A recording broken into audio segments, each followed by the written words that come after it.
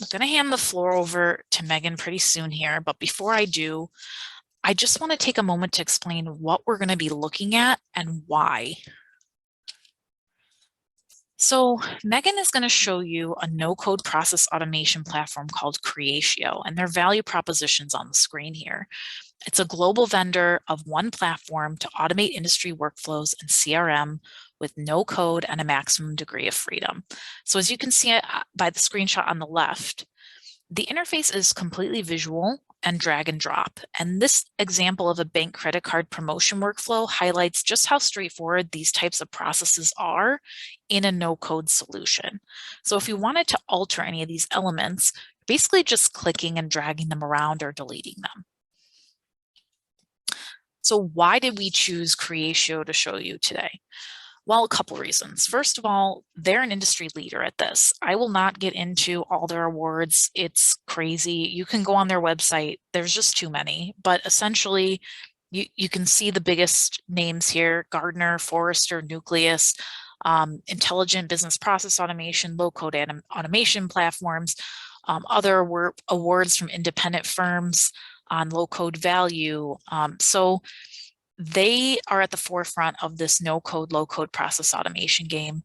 But the other factor that came into play here is that a lot of our own Finserv customers are using this right now to automate their workflows. And seeing their success with the drag and drop features and functions, it just made sense to us to build on that. And, therefore, we could provide even more robust experiences for our Finserv customers and our future clients. All right, I'm going to pass the floor over to Megan to demonstrate no-code process automation for us.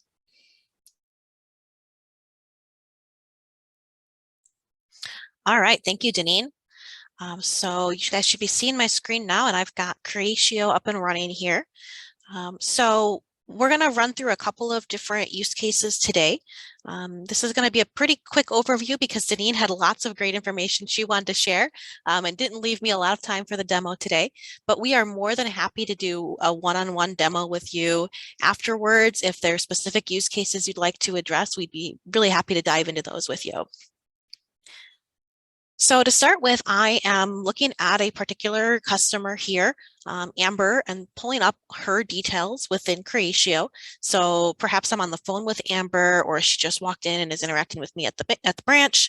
And I want to get a quick view of some of the key data about her. Creatio makes it really easy to customize the screen through no-code drag and drop tools, as Deneen has been talking about, so that you can really hone in your user's attention on whatever those key facts are in their position. And so that might happen through highlighting some key facts over here in this left-hand profile column. It might happen through some of these visualizations and metrics that I'm seeing at the top of my screen here, as well as just making sure all of the key data that they need is at their fingertips. It's really popular for our customers who are using Creatio to connect Creatio with other backend systems. So we can pull in things like what are the actual account balances for all of the accounts this customer has. So we can see that data in real time or close to real time within Creatio and other platforms that we're using. And of course, I can click into any of these data points to see additional details. So again, this is, very customizable, very much ability to, deliver that key data to your users so they have the information that they need to do their jobs and make good decisions.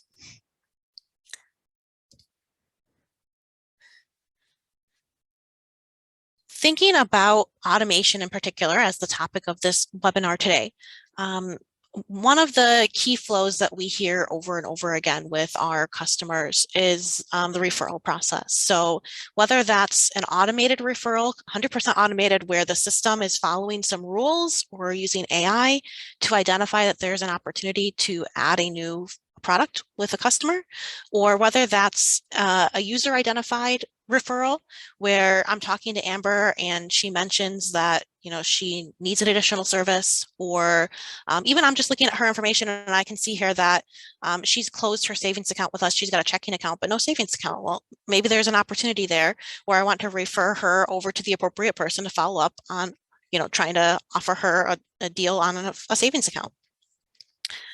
So Creatio makes it really easy to define those processes, again, whether partially automated or 100% automated, so that you can capture the information that you need, create quick action buttons for your users like you just saw me use here in the system to quickly create a new referral. I'm not going to do any manual data entry on any of the information we already have in the CRM about Amber. So, let's not waste my time with data that's already in the system. Instead, I'm going to just quickly fill out a couple of key details that, define exactly what type of product Amber might be interested in. Perhaps I'm going to do some routing, or perhaps the system is going to automatically route this for me to an appropriate department or a particular person to follow up on this lead, to reach out to Amber and contact her.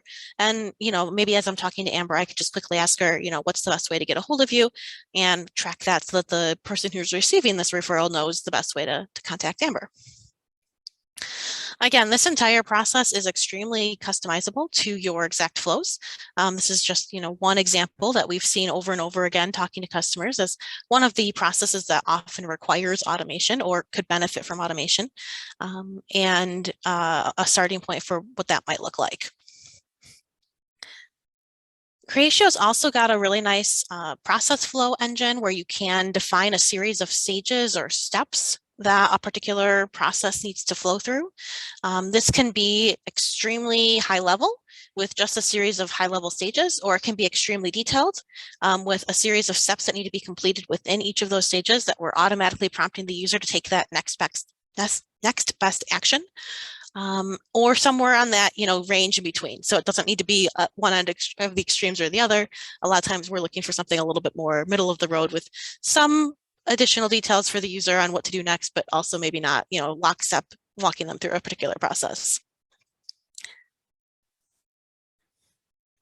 And here again, there's a lot of opportunities for intelligent automation. We can do things, for example, like if Amber does go ahead and open a savings account, we're going to know that information because we're going to pull that in from that backend system. We're going to have that record in Creatio at this point. We can automatically close out that lead as a successful sale. We added that service for her. And so we don't have to rely on users to go back and close that out. We don't want to rely on manual data entry, both because of the time savings factor as well as the accuracy. Anything where we can automate and the system is taking care of that for us is going to be more accurate than when we're relying on a person to make those steps in the system. All of this data that we're capturing inside the system is, of course, available for us to use in various ways. So if I kind of step back a second, I started inside of Amber's contact record. There's a variety of ways I might have gotten to that screen in the first place. So there's a quick search tool where you can customize different search parameters that you might want to use, like name and social security number, or name and phone number, name and card number, or account number. So, again, a lot of flexibility there for making it quick and easy for your team to find the right person in the system as easily but safely as possible. You also have the ability to generate lists with a variety of different criteria. And these are, easy to build out as well. So I've got, for example, a list of everyone who's got a deposit account, but not a loan account. And so maybe I need to do some outreach to these people about whether they have any needs for any loans, whether that's, again, manual, a call list for someone, or whether it's completely automated with email marketing and things like that. We're going to take a look at those functions in a couple of minutes here. But I did want to show you just how easy it is to manipulate and build these particular saved searches. So I'm going to go ahead and copy this one. And I'm going to switch this around. So let's say they have a loan account. I can type here, but they don't have a deposit account. And so I can quickly create that folder, that saved search, and then I can just manipulate the logic here. So rather than saying they have a deposit account, we'll say they don't have one of those. And rather than saying they don't have a loan, we'll say they do have a loan. I could easily add other criteria here if I only wanted to do loans within the past 12 months or some sort of time frame, whether I only want to do loans that are currently open. If I want to put any other criteria in here, geographic or credit score or any other data that I'm tracking in the system. And I can go ahead and quickly create that saved search. And now I can reference that list whether, again, that's for a calling campaign or an email campaign or other actions in the system. And then, of course, I can roll all of this data up into KPIs as well. So I can keep track of the success of my teams. I can look for anything that looks out of balance or out of whack, look for growth over time, and so on and so forth. All right, the other flow that I really want to talk about today in terms of process automation is a little bit on the marketing side. So again, is a pretty popular use case that we see among our customers. And Creatio does have some built-in capabilities around email marketing in particular that can be really helpful for reaching out to people at the right time. So Creatio's got its own email designer tool and email sending tool that you can use within the application. You can easily design emails using drag and drop tools. So you can make, say, nice looking emails. I'm not a creative person.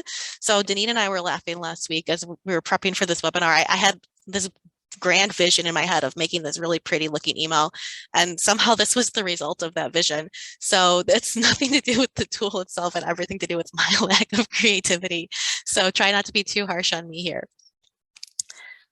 One of the really nice features within Creatio that I'm leveraging here is the ability to do what's called dynamic content. So you can have similar but slightly different emails for different audiences. And so I chose to use language as a parameter here in this particular message. You can do this with any data that you're tracking inside of the system. It doesn't have to be language, but that is, again, a really popular example that we see here where, if you have people that are more comfortable in a different language than English, you can send them targeted messaging in their own language rather than in English, as long as you, again, have that information in the system to leverage.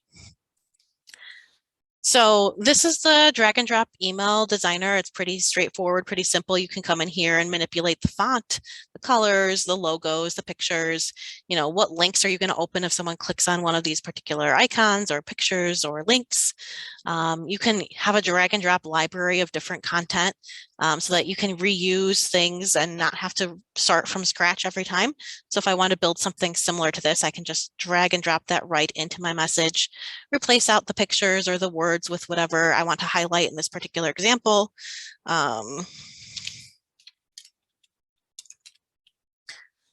And then easily save that change so that it's ready to go out. And again, I did have that dynamic content set up in this particular example. So I've got rules in here where I can have different sections of my message translated into different languages, again, in this case, or however I want to target that content to different groups. You can, of course, set out your headers, your subject line, your pre-header, which is the preview that you see. Again, these can also be dynamic, and you can preview exactly what this message is going to look like so that you can see what it's going to look like before it goes out. Of course, you can also send test emails to yourself or to your other test recipients so that you can get that in your inbox and actually see it in that context as well. And I could send this email out just one time as an email blast and get some traditional stats on that, things like opens and clicks and things like that. But I can also take these emails and put them together into a campaign. This allows me to get a little bit more strategic about what I'm trying to accomplish and chain together a series of steps. And again, there's a drag and drop tool here for building these campaigns, for designing what those steps need to look like. So you've got the ability to put together a variety of different steps. That's going to include things like, of course, sending out emails. So I've got a couple of emails here in this particular campaign. You can track participation in web forms, landing pages. So not only did they click the link to go to my landing page, but did they actually submit that form? I can send them to different steps based on that behavior. So did they click the email link or did they not? Did they fill out the landing page form or did they not? And I'm not only limited to email actions. I can do other actions as well. So for example, here I put in a couple of activities to have various teams, go into a calling campaign for these particular recipients so that we're following up. If they didn't respond to that email activity, maybe they'll respond better through another channel. Let's try reaching out to them by phone and see if that has any better success. You've got the ability to test different actions against each other. So I've got a split in here to try this action versus that action. I can measure the success relative of this versus that. And of course, you've got, other activities or other steps you can take, as well as the ability, of course, to define who your audience is. So this could be using those particular already saved searches. In this case, I'm using a saved search here that I've already got created. Or it can be defined directly inside of the campaign tool, where I'm just building the logic that I need here directly inside of my campaign engine. And again, all of this data, all of this information is going to be tracked. You're going to be capturing data on where particular contacts are as they move through this campaign. These could be things that you do as a one-time campaign, like in this example, interest rates are rising. This is perhaps pretty timely right now. Maybe this is a short-term thing that I want to do. I could also have automated campaigns that whenever there's a referral created for a checking account, start sending this particular sequence of emails or start this particular sequence of steps so that we're automatically following that process.